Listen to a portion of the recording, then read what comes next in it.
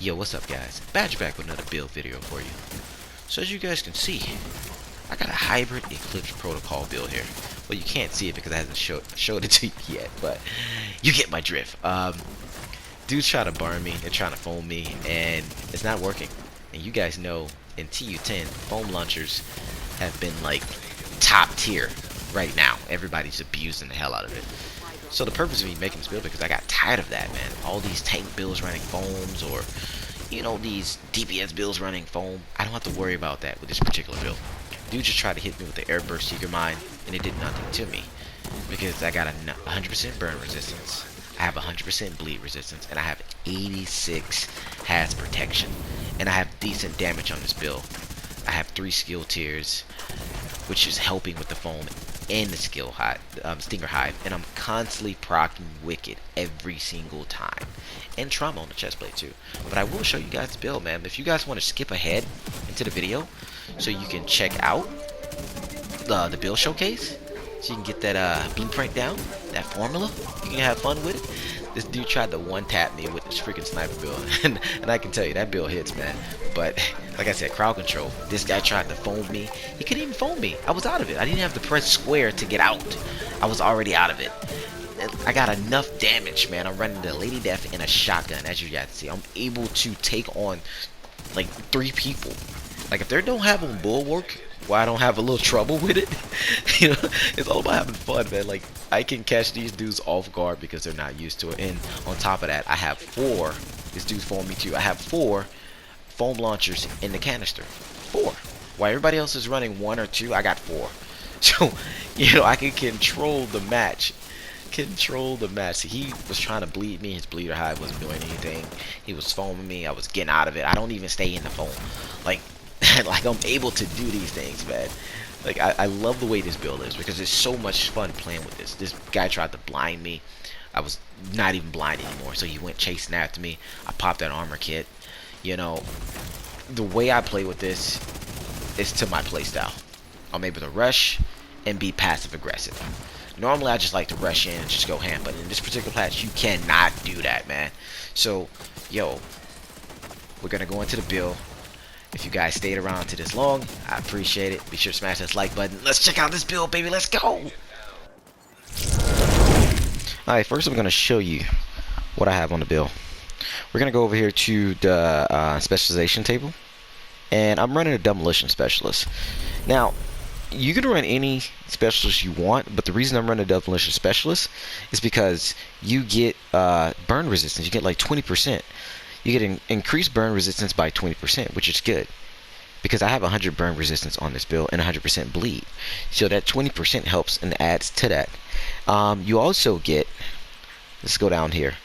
You get not that one, but that's pretty good too. Group members gain 5% damage to targets out of cover, so that's pretty good too for your group, right? And what I'm looking for, brace for impact. This is what I'm looking for here. So in no explosions, right, can only trigger once every 60 seconds. So you know those guys that like to hit you with seeker mines out of nowhere, or the mortar turrets, or just anything particular like a grenade. You can ignore that for 60 seconds, and it comes back so fast, like you won't even pay attention to it, because you know by the time they get their skills back, you'll be halfway completely over with that 60 seconds before you even get hit with it. So that's pretty good, which is why I'm using demolition specialist. Now let's get out here. Let me show you the pieces that I have on here. So the pieces that I have on, you're probably looking at why you're using the Lady Death if you're using Stinger Hive and Foam. Well, the weapon type is your preference. Now, I can use a weapon that has like Sadis on it, which I did try. You know, I just didn't like the way the Banshee felt for this. You know, even using this particular weapon, and you know, the base damage is higher than the Lady Death, of course. You know, you deal 20% more weapon damage, especially since I'm using trauma on the chest plate, which I can blind them by shooting them in the head and then bleed them if I shoot them to the body. Now I'm looking for a tactical vector that I can use, that I can put Sadis on, which will probably complete the build a lot more if I can find that max roll tactical vector. Still looking for it, but like I said, your weapon type is optional, but I do like the way the Lady Death feels on this build because I can get that kill and then I can get that little fast speed run to get out of there and find my next target. Really good, really good. Alright, so those are the two weapons. I'm using the shotgun too for a second with Optimus on here, which is really good, man. As you guys saw in the clips, the shotgun does work, and as you can see, the base damage on this particular build, 642,000. So not bad at all for a shotgun. Even though it's not max roll, still pretty good. Alright, so let's get into the gear. Your pistol is optional. You know, you can run the boomstick or whatever. Probably the boomstick with Sadis on it. I think that'll be good too, but it's optional. Now, alright, here we go. Mask type. I'm using the Hollow Man mask. As you can see, I got armor rolled on here. Well, it came with armor, so I lucked out with that.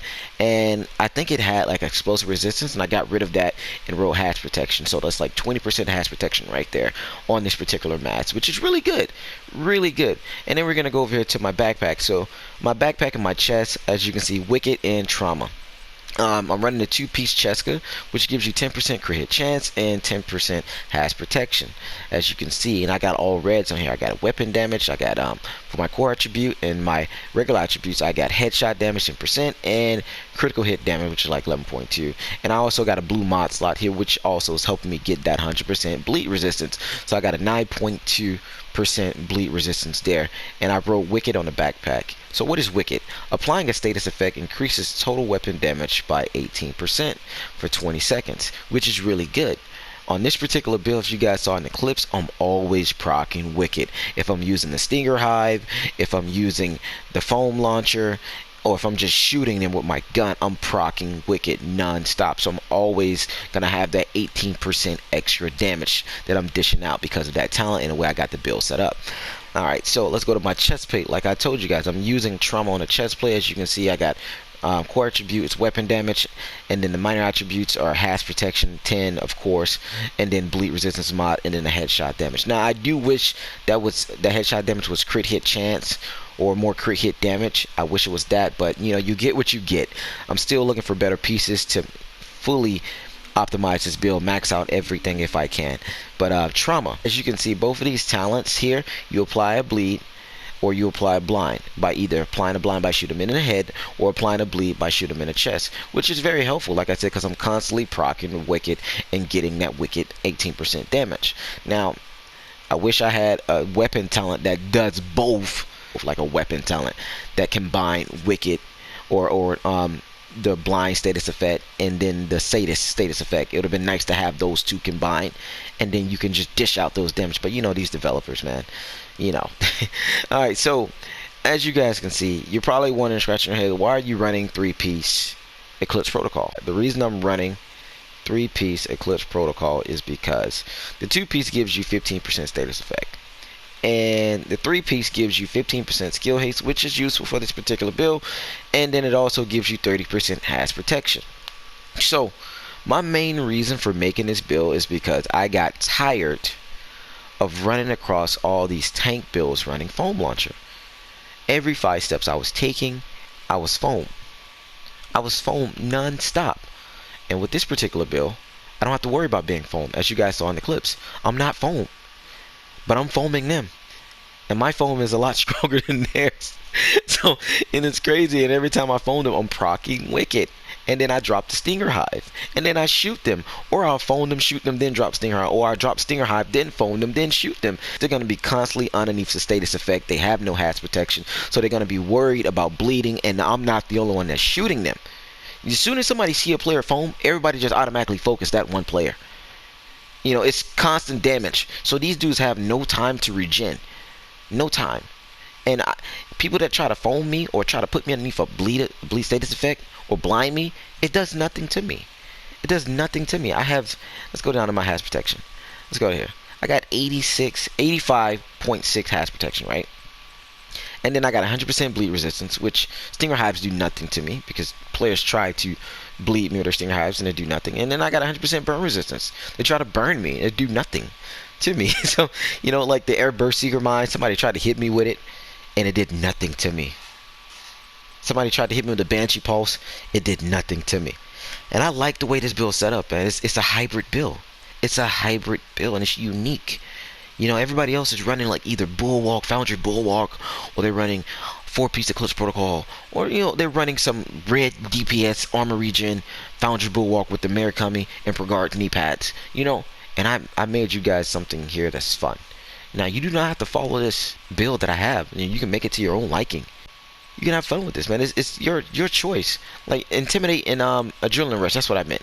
You can run Adrenaline Rush. So imagine that, Adrenaline Rush and Intimidate on a build like this with hatch protection. It's great.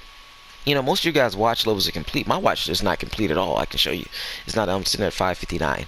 So, you know, I still got ways to go. So my OCD kicked in, so I just can't like just focus on one. I have to even everything out. So that's my fault with that. But eventually I'm gonna get it done, man. So like, this is a fun build to use, man. I've been enjoying it. You know, I've just been running around nonstop and just foaming and running and putting these flares underneath the bleed status effect. You know, sometimes I lose certain battles if I'm fighting like 2 armor regen guys, but that's, you know, it's a game where it's designed for you to die. You're gonna die, so it's gonna happen. I can't be mad at that. But just the creativity of this build and just to have fun with it, that's the sole purpose of playing the game, just to have fun. And I'm having fun with this. You know, just catching players off guard because they can't foam me, because that's all you run into in a dark zone or in conflict. You run into people running the foam launcher.